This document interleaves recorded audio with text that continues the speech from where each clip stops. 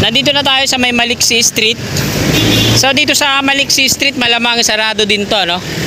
Kasi ayan, oh, may gagawing poste ng bakod dyan sa may bandang gitna. Ayan yung markis EAS-3. Tapos dito, tapos ito, tapos meron din sa tawid. Ayan yung mga markings na kagaya nito. Sa tawid meron din. Tapos ito na yung pader ng V-Luna. Tapos meron pa rin dito. Doon yung nagtatapos yung marking sa may pedestrian. Ito yung mga workers, oh. Tanungin nga natin.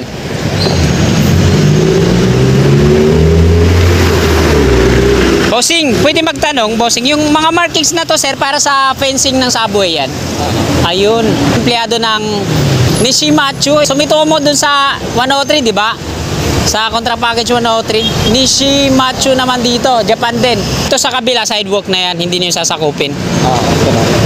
May idea ka ba, sir, kung kailan magdi-demolish dito? Yung mga kabahayan dyan, wala doon. Ang dito hanggang doon, wala pang demolition gagawin. Self-demolish pa lang yung nandyan, dalawang bahay, ginigibahan na eh. Pero ganun pa lang. Matagal pa ba mag-start to dito, sir? Unahin muna yung pagbabakod. So yung konkreto talaga o yung ano lang, yung parang yung kagaya ng ginagawa yung mga GI pipe lang, rib type na yero. Ayan lang, hindi kayo magbubutas dyan para sa pedestal. Yung pinaka-poste. Ay ano, yung... Ito yung may mga markings na yan. Yung mga ganito. Bubutasin yan, di ba? Gagawa ng pedestal. Yung kagaya sa ginagawa sa NCR din. Yung pinaka-poste nila. Mga GI pipe, tas mga frame, tas lalagyan ng rib type na yero. Pero ganun naman natin, temporary lang. Paano, sir? Salamat po. Sinimulan ko to, walang naniniwala sa paligid ko. Ano? So, ayan, magandang hapon sa inyong lahat, mga kasikap. Ito po yung East Avenue, no? GMA Kamuning sa unahan. At sa kaliwa naman, yan yung LTO. Sa kabila, ito naman yung PSA. Sa mga magtutungo dito, no? Kukuha ng kanila mga PSA. So, ito yun sa harapan natin. Kanan, mga patungong Quezon City Memorial Circle, no? Ito naman yung mga patungong GMA Kamuning. Yung nasa harapan natin. Ito naman yung V-Luna Road. Ayan, patungo doon. At ayan yung update natin dyan sa Metro Manila Subway East Avenue Station Contract Package 102. Kasama na ang Quezon Avenue Station. Patungong City Hall ng QC. Ito naman GMA Kamuning. So ito yung footbridge. Tawiran mula dito sa kabila hanggang doon sa may V-Luna Road. Ayan.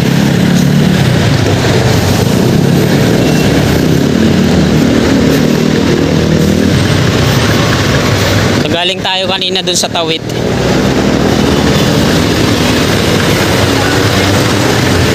Pagpunta kayo ng LTO, diretso lang yan dun. Malapit lang. At pag galing naman kayo GMA Kamuning, MRT, pwede rin lakarin papunta dito. So ayan yung PSA, mga kasikap, yung building na yan. Yung bago. V-Luna Road Street. Yan, diretso yan patungo doon. So yung umpisa ng Metro Manila Subway, dyan lang sa unahan yan, sa may intersection. Papakita ko sa inyo kung ano yung mga nakalagay ngayon. Kasi ang nabago lang dyan, yung mga markings na nilagay nila para ata sa fencing, kung di ako nagkakamali. So para makita nyo din, no, kung ano na yung update ngayon dito sa Contract Package 102 kasama ng Quezon Avenue. Ito yung Metro Manila Subway East Avenue Station.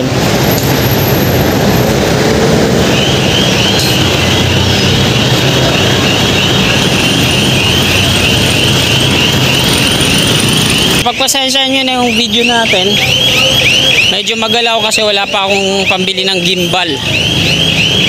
Ayan, diretso yan patungo dun sa may intersection ng V-Luna tsaka Kalayaan.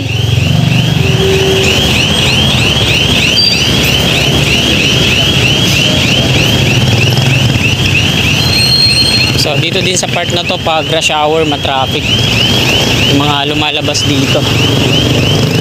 Para ata, hindi ko alam kung anong building to, no?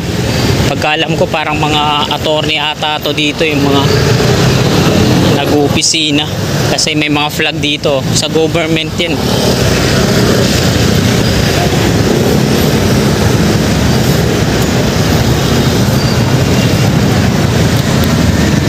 Ayan, yung building na yan. So ayan, dyan sa may intersection na yan, papakita ko sa inyo yung mga markings dito sa sidewalk.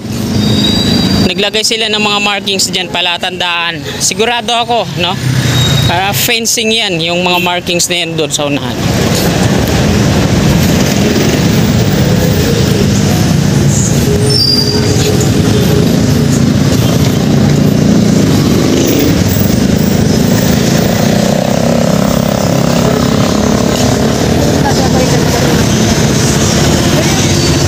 Nasa Malacasi Street na tayo. Dito sa Malacasi Street mga kasikap, yung umpisa ng fencing. Yan, hanggang doon, tas dito. Ito na yung markings dito. Makikita natin yung markings na yan. Ayan o. Yan, parang hanggang dito yung magiging column ng poste nila. Tas dito, diretso, patungo doon. Ang kabila naman nun, yung nando doon, pag ganun kasi yung araw, no, tsaka dito. Doon yung sa harapan ng pader ng Biluna. Ayan, ito yung mga markings. So, diretso doon. So, nagtira pa naman siya ng daanan ng mga tao dito. Pero, papasok doon, ayun yung sa subway. Yan. Yan, madami yan. Sigurado ako yung square na yan na kulay pula. Parang, ayan yung pagbabaunan ng, hindi ko alam kung mga concrete, ano, parang mga kolom mata yung gawa sa concrete, no? Ayan o, lera yan, patungo dun. Andito na tayo sa Matatag Street. Dire-diretso, parang isasarado tong street na to, ano? Ayan o, may poste sa gitna eh. Parang isasarado tong Matatag Street. Ito yung emission dito. Ito, yan. Tapos dito, meron siyang yan, markings din, diretso, para ang tagos naman nandun sa kabila. Yung bahay na yan, may sticker din yan. Yan o. Mula dun sa Malacasi Street hanggang dito, tapos patawid dun, may markings sa lubong. Parang sasarado din yan, ano? Tapos dito na, yan, yung mga markings na yan. So itong emission na to, kasama yan. So dito sa kaliwa, mangilan-ilan lang yung mga sakop ng subway.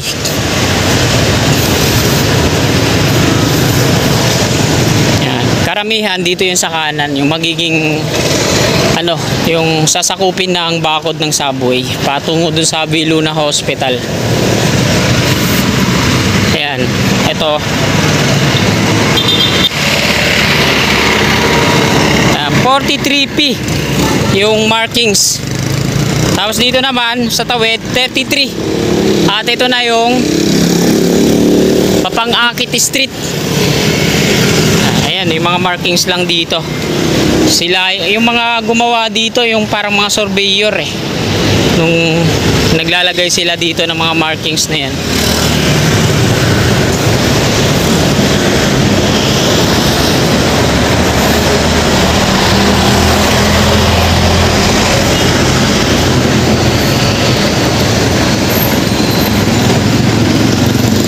For rent pa oh.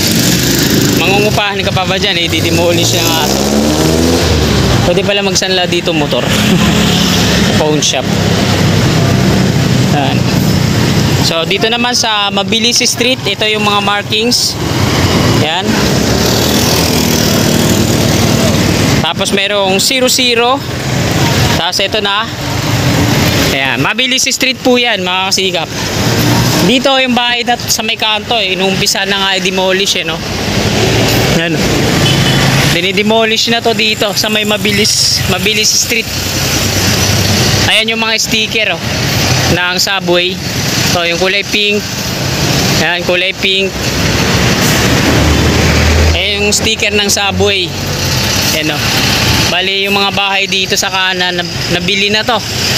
Ayan, dinidemolish na nga rin dito oh. So ilan pa lang naman yung mga bahay dito na nag-self-demolish.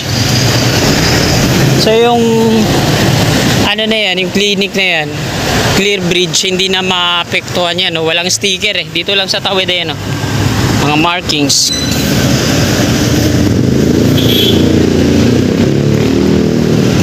Yan, dito ayan yung mga sticker, oh. Tapos ayun, kulay green, yung kulay blue natanggal na dyan. Tapos ito, pati itong poste ng NGCP, sakop yan. Nandito na tayo sa may Maliksi Street. So dito sa Maliksi Street malamang sarado din to, no? Kasi ayan, oh, may gagawing poste ng bakod dyan sa may bandang gitna. Tapos doon naman sa tawid may mga sticker. Yan, yung mangilan-ilan lang yung mga bahay sa tawid na may sticker. So tawid na tayo dito. Ito na yung bakod ng V. Luna Hospital. Ayan. Ayan yung markings dito, EAS-3. Tapos ito. Tapos ito. Tapos meron din sa tawid. Ayan yung mga markings na kagaya nito. Sa tawid meron din. So mangilan-ilan lang siya, no? Doon sa kabila yung meron din sa tawid. Tapos dito, ayan yung mga bahay na may markings din. Ayan, ayan. Tapos ito na yung pader ng V. Luna. Tapos meron pa rin dito. Doon yung nagtatapos yung marking sa may pedestrian. Tapos may kasigap tayo. Ay, ito yung mga workers, oh. Tanungin nga natin.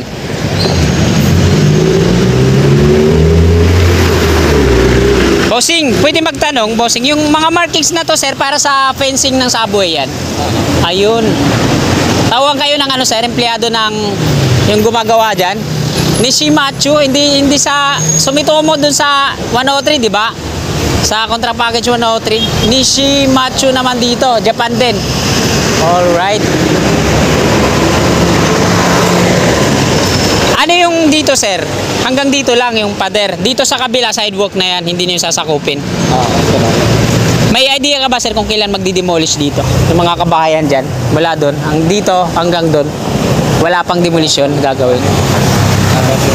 Self-demolish pa lang yung nandyan, dalawang bahay, ginigibahan na eh. Pero ganun na lang. Oo. Matagal pa ba mag-start to dito, sir? Uunahin muna yung pagbabakod. Fencing muna, oh. Ano yung mga columns dito? Yung konkreto talaga o yung ano lang, yung parang yung kagaya ng ginagawa yung mga GI pipe lang, rib type na yero. Ayan lang. Hindi kayo magbubutas dyan para sa pedestal. Yung pinaka-poste. Ay, ano, yung... Ito yung may mga markings na yan. yung mga ganito. Bubutasin yan, di ba? Gagawa ng konkreto, parang pedestal. So, kagaya sa ginagawa sa NSCR din, yung pinaka-poste nila. Mga GI pipe, tas mga frame, tas lalagyan ng rib type na yero. pero ganun naman natin, temporary lang. Paano, sir? Salamat po. Nishimatsu pa lang contractor dyan sa 10, contract package 102. Kasama kasi ito ng ano eh, ng Quezon Avenue. Doon ang talagang patapos na nga ata yun eh. May ano na ba, underground na ginagawa doon? O sa taas pa lang sila? Taas pa lang, ano? Wala pang underground construction. Pero sa taas, ang laki na ng progress eh. Sa Campaginaldo, patapos na yata yan eh. May mga ano doon, may mga tunnel boring machine na doon na dinala eh. Nasa underground na yan sila. Paano, sir? Salamat. So yan, confirm nga. Para sa fencing nga yung ginagawa nila dito. Ito yung mga workers ng Nishimatsu. Yung contractor pala ng 102, ano. Ano, pati ito yung pader ng V. Luna talagang ano yun eh.